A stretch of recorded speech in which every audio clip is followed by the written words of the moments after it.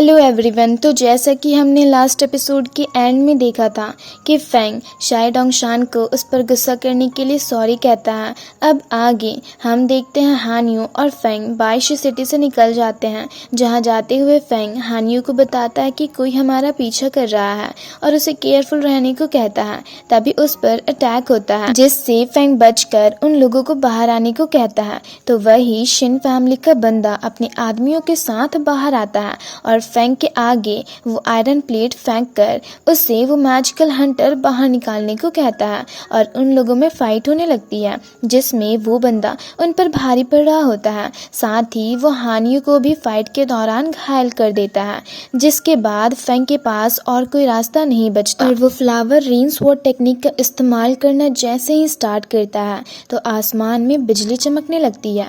पर तभी Dong Feng वहां आकर शिन फैमिली के बंदों को खत्म करके उस यंग मास्टर को घायल करके फेंग को बचा लेता है। तो फेंग उन्हें उसकी जान बचाने के लिए थैंक यू कहता है। तो डोंग फेंग उससे कहता है इसकी कोई जरूरत नहीं है, तुमने भी मुझ पर एक एहसान किया था तो अब वो बराबर हो गया। और हानियू को एक मेडिसिन देकर और फेंग को एक स्टोरेज बैग देकर उस आदमी को उठाकर वहां से जाने लगता है और फेंग से कहता है अब तुम ये मैटर मुझ पर छोड़ दो। नेक्स्ट सीन में हम हानियू को उसके कमरे में बेहोश देखते हैं।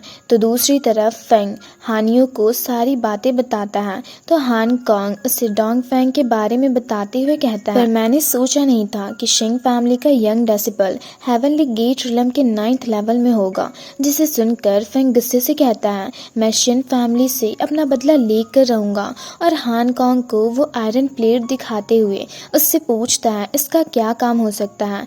तो हान कॉन्ग उसे देख बताता है पर मुझे लगता है ये बस आधा हिस्सा ही है।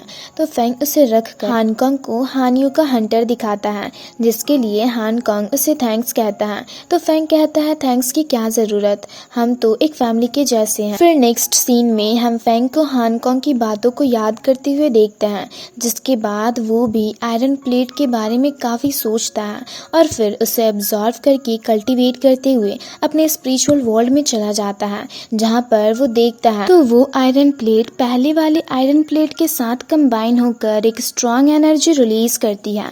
तो फेंग चौंक कर अपनी आंखें खोलता है और कहता है ये 2 आयरन प्लेट कंबाइन होकर एक हो गई, जिसकी पावर्स इतनी स्ट्रॉन्ग है कि एंशिएंट फर्नेस को भी उसे हैंडल करने में प्रॉब्लम हो रही है।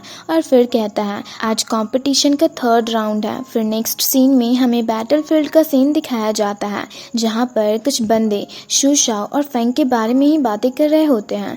वहीं फेंग को देख एल्डर चेन हानकॉन्ग से उसकी काफ़ी तारीफ करते हैं। तो हानकॉन्ग उन्हें फेंग को गाइड करने के लिए थैंक्स कहता है और ये भी कहता है मैं उम्मीद करता हूँ इस बार फेंग आउटर सेक्ट के 5 मेन डेसिबल्स में पहुंच जाएगा।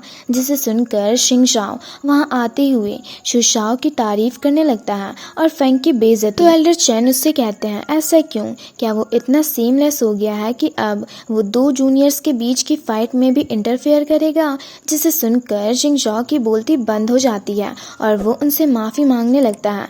दूसरी तरफ शू शाओ फेंग से प्रीवियस एग्रीमेंट के अकॉर्डिंग फाइट करने को कहता है। तो फेंग कहता है ठीक है। तभी एक एल्डर फाइट स्टार्ट करने को कहते हैं, जिसे सुनकर शू शाओ फेंग पर अटैक करने जाता है। तो दूसरी तरफ से फेंग भी उस पर अटैक करता है और उन लोगों में फाइट होने लगती है, जिसमें वो दोनों ही एक दूसरे पर काफी पावरफुली अटैक करते हैं। फेंग की पावर शू शाओ पर भारी पड़ती है और वो पीछे की ओर जा गिरता है और फेंग से कहता है जैसा कि मैंने आपके बारे में रूमर सुना था, आप तो उससे भी ज्यादा पावरफुल निकले।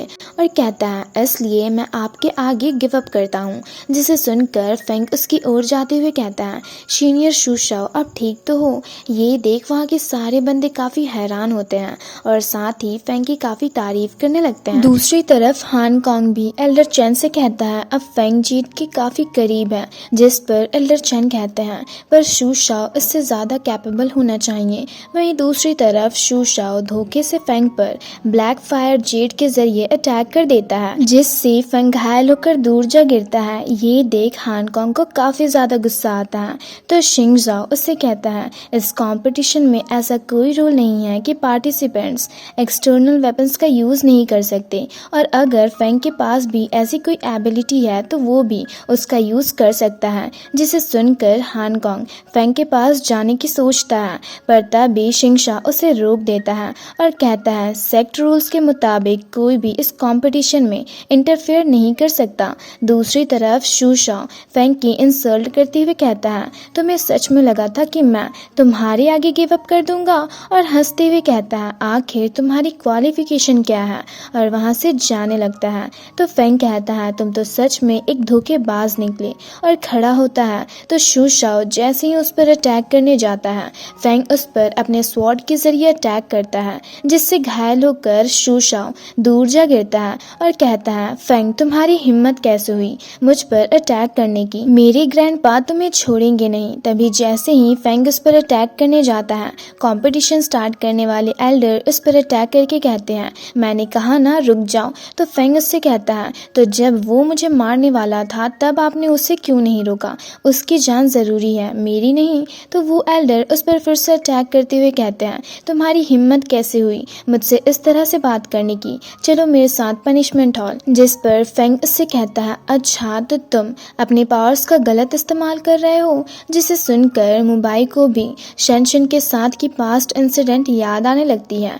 तभी एल्डर चेन एक स्ट्रॉन्ग ऑरा रिलीज करते हैं और उस एल्डर से कहते हैं तुम्हें सेक्ट ने पनिशमेंट हॉल का एल्डर बनाया ताकि तुम सबको इक्वली ट्रीट करो, पर तुम तो अपने पावर्स का ही गलत इस्तेमाल कर रहे हो और उससे और शूशाओ को मारकर दूर फेंक देते हैं। ये देख मुबाई शूशाओ के पास जाता है तो वहीं सब फेंग के लिए चीयर करने लगते हैं, जिसे सुनकर फेंग काफी खुश होता है। और इसी के साथ ये पार्ट यहीं पर खत्म होता है। तो अगर आप लोगों को ये वीडियो अच्छी लगी तो वीडियो को लाइक और चैनल को सब्सक्राइब कर दें।